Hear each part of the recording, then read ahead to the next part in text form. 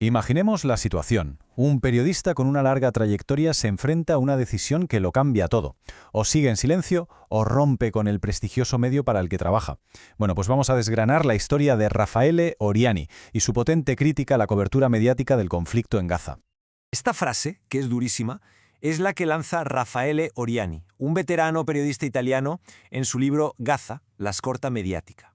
Y es que para él llegó un punto en el que sintió que tenía que elegir un bando. Todo esto empieza, como muchas historias, con un conflicto interno, el de un hombre, Raffaele Oriani, que llevaba años colaborando con una de las publicaciones más respetadas de Italia, Il Venerdì di Repubblica. A ver, a medida que los acontecimientos se iban desarrollando, Oriani notaba una incomodidad que iba a más. Sentía que su periódico estaba tratando el tema, no sé, con una especie de reticencia, casi como si prefiriera mirar para otro lado. Y para él hubo una fecha clave, el 27 de diciembre. Ese día, lo que él describe como un elefante de horror, aparecía minimizado, escondido en las páginas interiores de su propio periódico. Y ese fue para él el punto de no retorno. El momento en que decidió que no podía seguir así, que alguien tenía que pulsar el interruptor. Y lo hizo. El 5 de enero, Oriani dimitió. La razón que dio fue muy clara. No quería ser parte de lo que él llama la escorta mediática, la escolta mediática. Pero, ¿qué es exactamente este concepto? Pues mirad, en Italia, tradicionalmente, este término tiene una connotación muy positiva. La escorta mediática es, básicamente, hacer ruido, poner el foco de los medios sobre alguien que está amenazado, por ejemplo, por la mafia, para protegerlo. Es un escudo. Pero aquí viene el giro. Oriani le da completamente la vuelta al concepto. Él argumenta que en el caso de Gaza, la prensa no estaba protegiendo a los vulnerables. Todo lo contrario. Con su silencio y su enfoque, estaban proporcionando otro tipo de escolta. Una que, según él, acompañaba y protegía a los perpetradores. En su libro, Oriani no se queda ahí. Analiza el cómo funciona esta escolta mediática silenciosa. Y lo primero en lo que se fija es en algo tan básico como poderoso: las palabras, el lenguaje. Y para demostrarlo, se apoya en estudios de medios muy importantes de Estados Unidos y Reino Unido. Ojo a los datos porque son muy llamativos. Se ve un desequilibrio brutal en el uso de palabras con una carga emocional muy fuerte.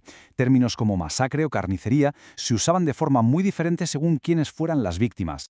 Y aquí pone el dedo en la llaga al comparar esta cobertura con la de la guerra en Ucrania. Él sostiene que esa sensación de urgencia ética, ese tono de alarma constante que veíamos con Ucrania, simplemente no estaba presente en los informes sobre Gaza. Lo que en un caso era portada, en el otro se quedaba en las páginas interiores. De hecho, Oriani habla de una estrategia del silencio y da ejemplos muy concretos. Noticias de un impacto tremendo, como un informe de UNICEF sobre miles de niños huérfanos que se publicaban después de temas de sociedad o política, o titulares durísimos que se suavizaban a los pocos minutos, o un enfoque constante en la geopolítica, en la diplomacia, mientras la catástrofe humana se mencionaba casi de pasada. Bueno, pues cuando Oriani publica su carta de dimisión en redes sociales, sucede algo que para él es muy revelador. Observa una desconexión, pero enorme, entre cómo reaccionan sus compañeros de profesión y cómo lo hace el público.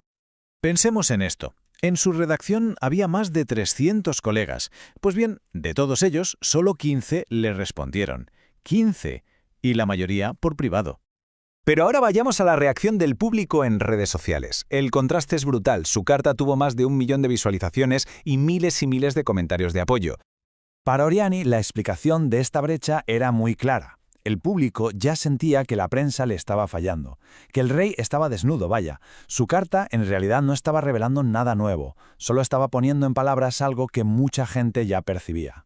Y para terminar, el libro de Oriani pone el foco en una última omisión que él considera gravísima: el silenciamiento de voces disidentes, y en concreto el de intelectuales judíos muy críticos con las acciones del gobierno de Israel. Y en este punto, cita figuras como el sociólogo Edgar Morin, que con 102 años y siendo superviviente del Holocausto, hace un llamamiento a resistir a través del testimonio, a tener el coraje de mirar la realidad a la cara.